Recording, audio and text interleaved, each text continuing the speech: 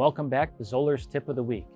My name is Matt Brothers, and this week's Tip of the Week is going to be measuring the flute spacing and indexing on a cutting tool. So to measure the cutting tool's flute spacing and indexing, what we're going to be utilizing is measuring program 102, Measure Head Pitch. So let's go ahead and show you how we set that up. So the first thing we need to do, we need to get the tool into position. I'm going to come down about 150 thousandths. And then we'll go into our measuring programs and then type in 102 and then go into our settings. Not really a whole lot of settings here to adjust. The program is set up here pretty nicely for us because we're measuring the indexing on the diameter.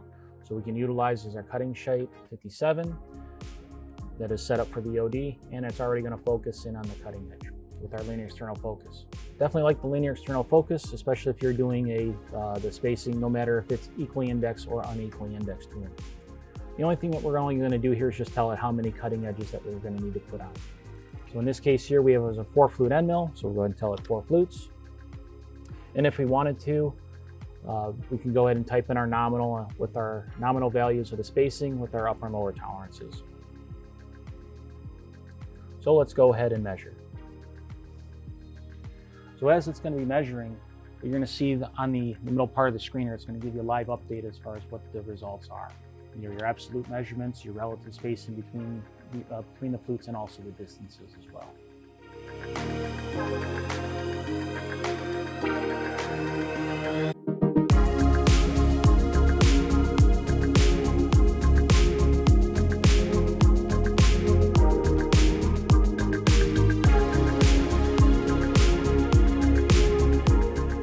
We have our results here on the screen, and if we want to have a documentation, we can go ahead and hit our printer icon at the bottom.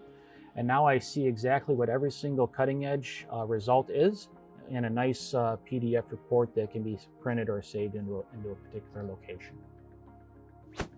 And that concludes this week's Tip of the Week to measure the flute spacing. I encourage you to please go to myzoller.com for more Tip of the Week videos and other content and resources that we have available for you.